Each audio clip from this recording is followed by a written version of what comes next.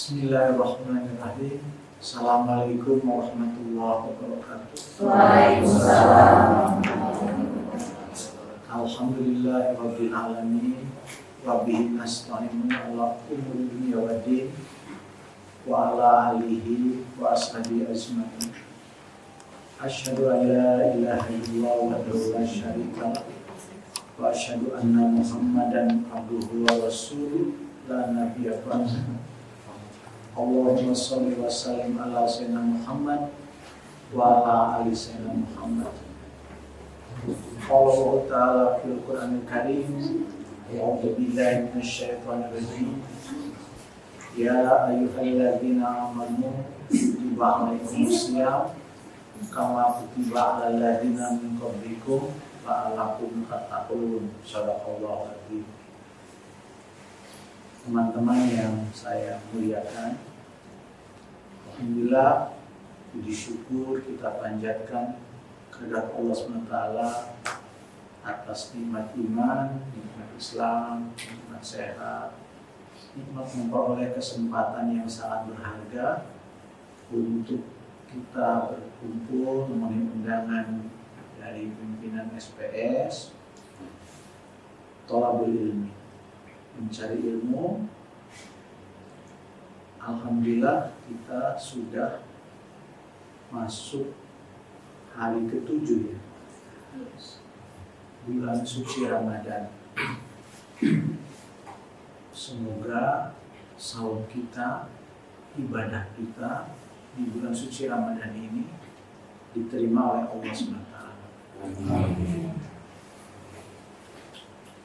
Bulan suci Ramadan ini bulan yang sangat agung, bulan yang sangat mulia, bulan yang istimewa. Karena di bulan suci Ramadan ini Allah melipat gandakan pahalanya bagi umat manusia atau makhluknya yang beribadah dengan baik. Bahkan di bulan suci Ramadan ini ada satu malam, di malam itu lebih baik daripada 1000 bulan. A'udzubillahi minasyaitonir rajim.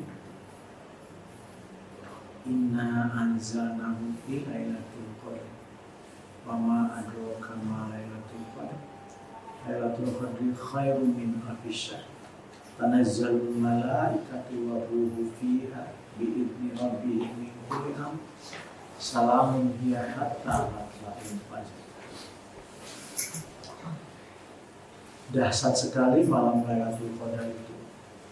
Lebih baik dari 1000 bulan. Coba bayangkan kalau ibu ini tahajud di malam itu 2 rakaat saja, sama dengan tahajud 1000 bulan. Kalau fitrah malam itu infak ke fakir miskin 1 kali infak, maka sama dengan infaknya 1000 bulan. 1000 bulan itu 300 sekian 65 tahun. Juga kalau Didi pada saat malam Lailatul Qadar itu baca Quran, kan 1 huruf itu 10 ganjarannya itu ya, 10 kebaikan. Alif lam mim itu bukan 1 huruf, itu 3 huruf. Alif lam mim, alif 10 kebaikan, mim 10 kebaikan, lam 10 kebaikan, mim 10 kebaikan, sudah 30 kebaikan kali lebih baik dari 1000 bulan. 1000 tahun.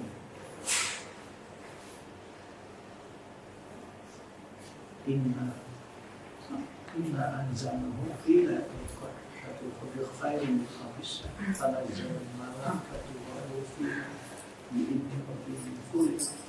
Salamun hiya hatta matla'il fajr. Ya, 1000 bulan. Lebih baik dari 1000 bulan bacaan Alif Lam Mim yang 30 kebaikan itu kali 1000 bulan. Bayangkan, luar biasa ya. Umat Nabi Muhammad itu usianya ya sekitar 63 sampai 70 tahun. Seperti Rasulullah. Di kalau Ibu Wadil sekarang 60, 3 tahun lagi. Coba. Tapi umur 63 sama dengan umur 365 tahun. Kalau kita berbuat baik di malam Lailatul Qadar. Kapan itu malam Lailatul Qadar itu? Kata beberapa ulama, malam 21, malam 23, malam 24, malam 25, malam 29. Tapi ada juga para ulama yang mengatakan malam 27. Untuk amannya ya kita setiap malam ganjil aja jangan lewatkan baca Al-Quran, sholat malam, kemudian wirid, zikir, luar biasa. Nah, malamnya ada malam Lailatul Qadar. Siangnya jangan lupa. Siangnya kan kita saum. Saum di bulan Ramadan beda dengan saum biasa. Dilipat gandakan juga saum kita. Kuncinya apa? Mukhlishina lahuddin. Kuncinya harus karena Allah. Saumnya bukan karena malu oleh tetangga. Saumnya bukan karena malu oleh saudara. Saumnya jangan malu oleh orang. Tapi saumnya itu betul-betul iman dan ihsan. Betul-betul karena Allah saja kita niatkan karena Allah saum. Sehingga apa? Sehingga walaupun umur kita hanya 63 tahun, tapi kita hampir sama nanti dengan umat-umat Nabi Adam, Nabi Idris, Nabi Nuh, mereka ribuan tahun usianya. Jadi hebatnya umat Nabi Muhammad itu umurnya singkat, tapi paling dulu masuk surga. Karena apa? Karena amalnya dilipat gandakan oleh Allah SWT. Nah sekarang Pak Yoyon, kalau usia sekarang Pak Yoyon sudah berapa sekarang? 58. Kalau setiap tahun dapat malam Lailatul Qadar, setiap tahun. Nanti kalau tahun satu tahun itu kalau 360 tahun. Tadi 50 berapa? 58 kali 350 tahun. Berapa ribu tahun coba? Aduh, subhanallah. Subhanallah. Kalau setiap tahun kita dapat malam Lailatul Qadar. Masya Allah. Luar biasa ini. Oleh sebab itu, di bulan suci Ramadan ini, mari kita tingkatkan. Yang tadinya kita tidak baca Quran, sekarang baca Quran. Yang tadinya kita tidak sholat malam, sekarang sholat malam. Yang tadinya kita tidak infak, sekarang infak. Kenapa? Luar biasa. Allah sayang sekali para umat Nabi Muhammad. Saking sayangnya ke umat Nabi Muhammad, kata Allah, tidak akan masuk surga dulu orang lain sebelum umat Nabi Muhammad masuk surga. Berarti ngantri tuh dari Nabi Adam sampai Nabi Isa. Ngantri, nungguan buin dulu. Setelah Ibu In masuk, baru umat yang lain bisa masuk. Hebatnya umat Nabi Muhammad. Oleh sebab itu, kita harus bersolawat. Allahumma sholli ala Muhammad. Ya Rabbi sholli alaihi wasallam. Sering-sering bersolawat. Karena Masya Allah, kita umat yang sangat-sangat disayang oleh Allah. Karena ada Nabi Muhammad. Nabi Muhammad. Karena kita umat Nabi Muhammad. Sampai orang tidak masuk surga dulu sebelum umat Nabi Muhammad masuk surga. Antri tuh, nanti Iwan masuk, baru umat yang lain masuk. Masya Allah.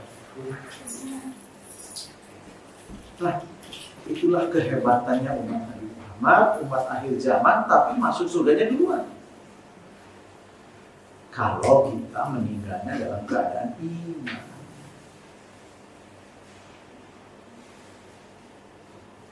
Itu kunci surga itu iman.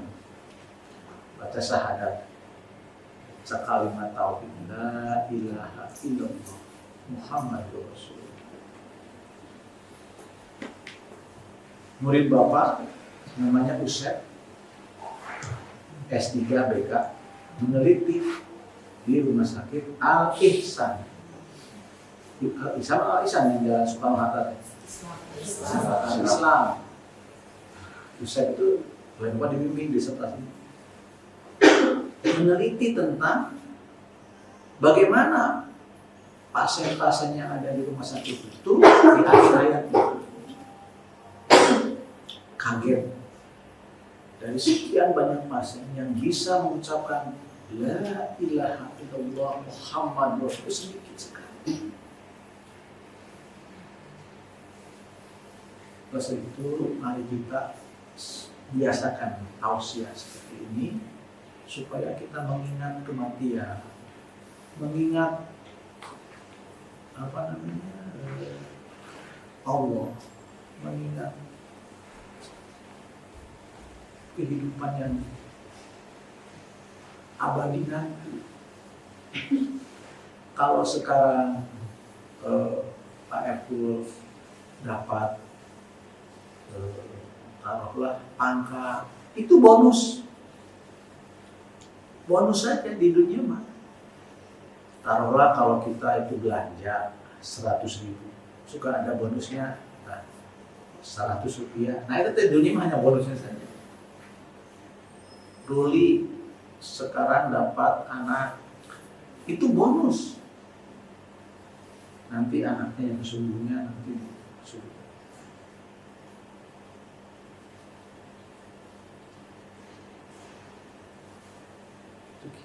Usep punya istri ya? Bonus. Istri yang sesungguhnya nanti di surga. Jadi yang sesungguhnya nanti, yang sesungguhnya nanti. Sekarang hanya bonus-bonusnya saja. Jadi pun kalau kita sekarang diberi kebahagiaan, itu hanya sebagian kecil saja dari kehidupan nanti di akhirat. Bonus saja.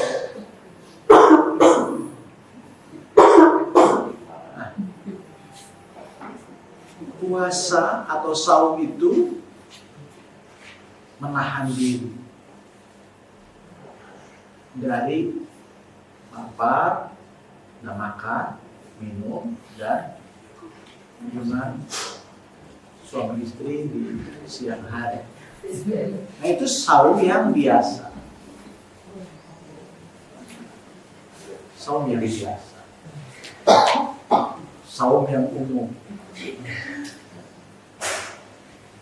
Nah, saum yang sesungguhnya seperti apa? Saum yang sesungguhnya itu kita bisa menahan dari pandangan mata yang tidak perlu dipandang.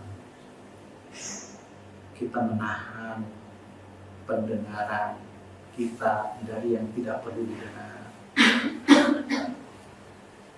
Menahan pikiran kita dari pikiran-pikiran yang tidak baik. Menjaga perasaan dari perasaan-perasaan yang baik-baik saja, yang tidak baik. Dengki, tak boleh. Itu saum, ujub, tidak boleh. Itu saum yang sesungguhnya. Memfitnah, tidak boleh. Itu saum yang sesungguhnya. Menjaga diri. Menjaga pandangan, menjaga pendengaran, menjaga hati, menjaga pikiran. Itu yang saum yang sungguh. Terus itu dalam sebuah hadis dikatakan, tidak sumtu falyasum sampuka. Segala yang kau saum, tahanlah. pendengaran. Jadi bukan orang salah, tapi mendengar di radio atau lainnya, radio atau apa ya, gibah atau apa. Nah itu sebetulnya kita soundnya itu tidak sempurna. Dia ayat ngomongkan batur orang ini so imun, saya sedang sahur. Jangan ngegosip, saya sedang sahur nih. Ini so imun. Kalau kita mendengarkan gosip, maka saum kita itu tidak sempurna, bahkan mungkin batal. Saum yang sempurna, saum yang khusus. Ida sutu palyasum sampuka wa bosoruka. Jika kalian sedang saum, maka tahanlah penglihatanmu. Jika sedang saum, dan nyetir nih, nyetir nih, tiba-tiba ada setan yang cantik, menggoda, pandangan pindahkan, jangan memandang yang tidak perlu pandang. Itu salah.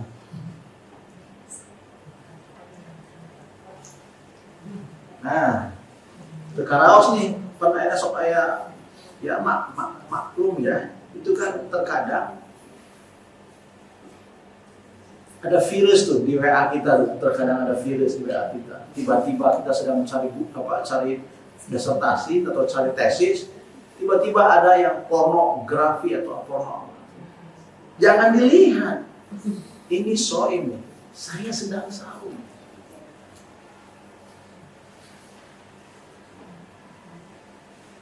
Itu saum yang sesungguhnya. Masya Allah. Kalau kita sudah bisa saum itu, insya Allah tidak akan ada masalah yang tidak bisa diselesaikan. Dan Allah akan menjamin masuk surga. Ini saum. Jadi saum itu Masya Allah pahalanya itu masuk surga saum. Gufirullah, diampuni dosa-dosa kita dan dakhalal jannah, masuk surga. Jadi saum itu luar biasa menyehatkan jiwa dan raga. Coba kalau makan berlebihan, penyakit banyak sekali. Tapi kalau saum menyehatkan. Saum. Kan ada orangnya dari tahun itu begitu saja kok ini telah badannya itu dari tahun beberapa gitu aja. Karena memang saum. Tapi ada orang tahun ini 2 kilo, tahun bulan depan 3 kilo, tahun minggu depannya tambah 4 terus naik. Uncontrol.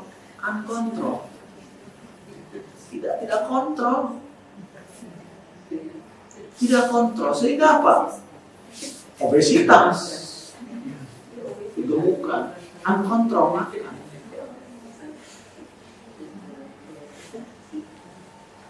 Nah, kalau kita ingin terhindar dari godaan setan, terhindar dari iblis, kan biasa ya, yang menghancurkan manusia itu kan ada 2. 1, setan, iblis yang berbisik pada hati manusia supaya kita itu terjerumus. Yang kedua, nafsu kita.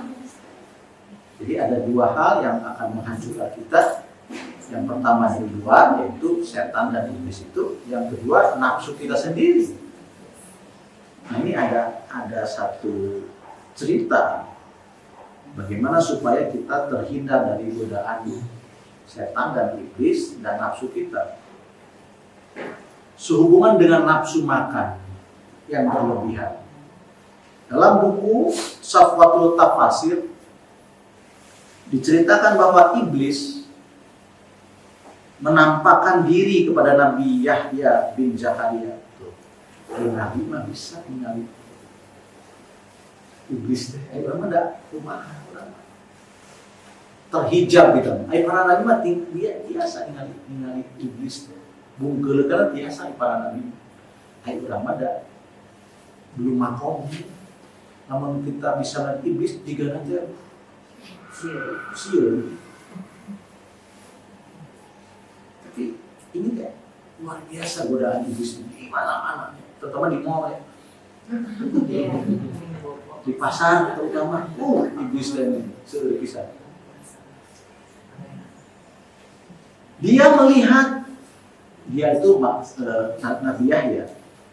Dia melihat berbagai macam pengait pada tubuh iblis. Jadi iblisnya punya pengait yang bisa mengambil orang, yang bisa jadi banyak pengaitnya tuh supaya dekat iblis dikait. Kok ada alat pengait lah gitu di tubuh iblis teh. Pengait. Terus senjata. Pengait-pengaitnya senjata. Nabi Yahya bertanya, naon pengait banyak-banyakin kangge naon? Hai iblis, pengait-pengait apakah yang ada di tubuhmu itu? Iblis menjawab, ini adalah syahwat yang aku gunakan untuk menjerat manusia. Jadi pengaitnya itu syahwat untuk menjerat manusia. Nabi Yahya bertanya lagi, apakah aku juga dapat dicelakakan dengan itu? Dengan pengait itu? Iblis menjawab, barangkali dengan cara dibuat kenyang. Nah, jadi pengait untuk syahwat itu kenyang. Sehingga kamu merasa berat untuk mendirikan sholat dan zikir. Nah, kamu kekenyangan, ya, tunggu aja. Itu pengait. Syahwat itu ditimbulkan oleh makanan-makanan yang mengenyangkan. Sehingga kamu merasa berat untuk mendirikan sholat dan zikir. Nabi Yahya bertanya lagi, ada lagi selain melalui kekenyangan?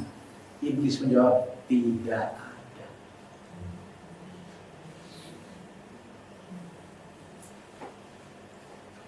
Wallahi ala amla batni min ta'ami abada. Demi Allah, aku tak akan pernah mengisi perutku hingga kenyang, kata Nabi. Ya tadi Nabi Yahya bin Zakaria tadi. Jadi Nabi Yahya dan Zakaria itu mengatakan, demi Allah, aku tak akan pernah mengisi perutku hingga kenyang, kata Nabi Yahya. Iblis pun bersumpah, demi Allah, aku tak akan pernah memberikan nasihat lagi kepada seorang muslim. Ternyata segala masalah, segala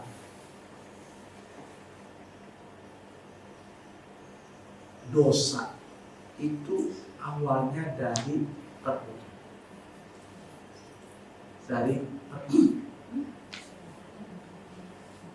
Coba, lamun perutnya kosong, lamun perutnya kita tidak kenyang,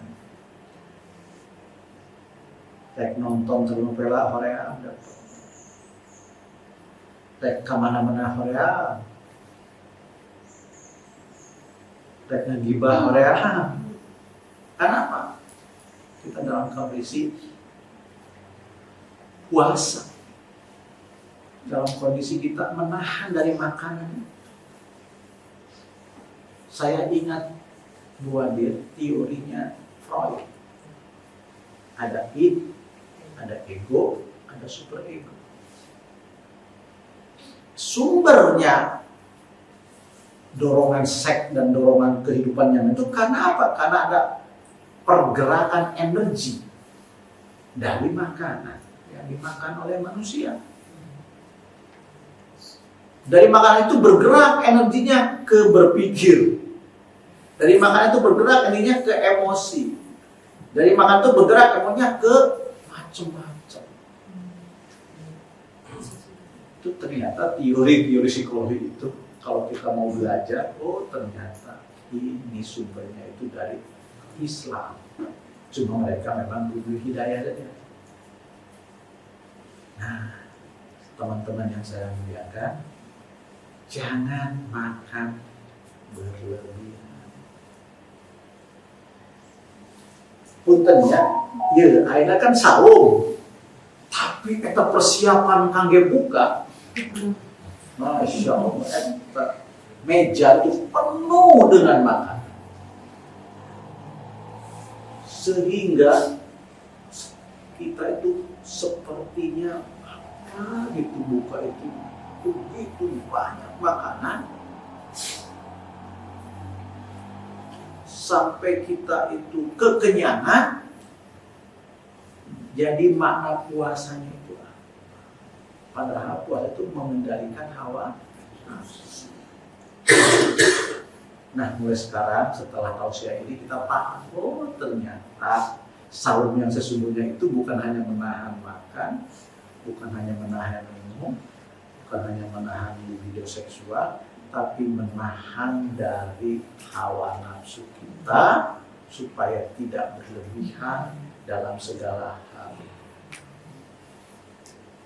Dan ternyata kalau dialog antara iblis dan Nabi Yahya itu pengait itu sumbernya dari nafsu itu sumbernya dari makanan yang berlebihan. Nah, mulai saat ini kita yang wajar saja kalau makan, minum yang wajar saja, jangan berlebihan. Kalau kita mau tidak dikait-kait oleh iblis, kalau kita tidak mau masuk dalam perangkap iblis, karena iblis itu yang dikatakan iblis bahwa salah satu pemicu dari semua dosa dan sebagainya itu karena makannya kekenyangan. Luar biasa ya, ilmu agama itu bisa membuat kita itu lebih bahagia hidup. Ingat kalau ke dokter, apa yang katakan dokter? Setiap bahasa yang paling standar, jaga makan, ya. Terus apa lagi? Olahraga, kan gitu ya, ini olahraga, pola makan, pola tidur, pola makan, pola tidur itu. Jadi ternyata puasa itu bisa kita membuat pola makan yang tepat, pola tidur yang jadi sehat jasmani dan rohani. Mudah-mudahan kita bisa melaksanakan di bulan suci Ramadan ini dengan lillahi ta'ala puasanya karena Allah SWT, kemudian kita bisa sampai nanti di sawah sehingga kita kembali fitrah, Idul Fitri, kembali kepada kesucian. Karena apa? Karena memang manusia itu diciptakan oleh Allah dalam keadaan fitrah, tanpa dosa. Masa ya bayi dosa? Bayi masih suci bersih tanpa dosa. Nah, setelah banyak pergaulan kita, setelah banyak berkomunikasi, Mungkin banyak kesalahan kita kepada ibu bapak, kepada sanak saudara, kepada family, kepada teman kita. Dan itulah mulai tidak suci lagi kita. Noda-nodanya, noda hitamnya. Nah, dengan puasa dibakar itu semua noda-noda hitam. Makanya Ramadan, bulan pembakaran. Membakar dosa-dosa kita. Bagaimana cara membakarnya? Dengan saum. Dosa-dosa kita dibakar dengan saum. Dosa-dosa kita dibakar dengan tarawih. Dosa-dosa kita dibakar dengan dzikir. Dosa-dosa kita dibakar dengan tahajud. Dosa-dosa kita dibakar dengan silaturahim. Dosa-dosa kita dibakar dengan majlis taklim. Itulah yang membakar. Sehingga apa? Idul Fitri kembali pada kesucian seperti bayi yang baru lahir tanpa dosa. Mudah-mudahan kita, saum kita, lagi saum yang khusus, bukan hanya saum yang biasa. Saum dari menahan pendengaran dari hal-hal yang tidak perlu dengar, menahan penglihatan dari yang tidak perlu dilihat, menahan dari hati yang tidak boleh kita berbuat jahat pada orang, menahan kaki untuk tidak maksiat, menahan tangan untuk tidak maksiat, menahan seluruh tubuh. Nah, itulah puasa yang sesungguhnya. Terima kasih, mudah-mudahan Allah SWT meridhoi kita semua. Mudah-mudahan Allah SWT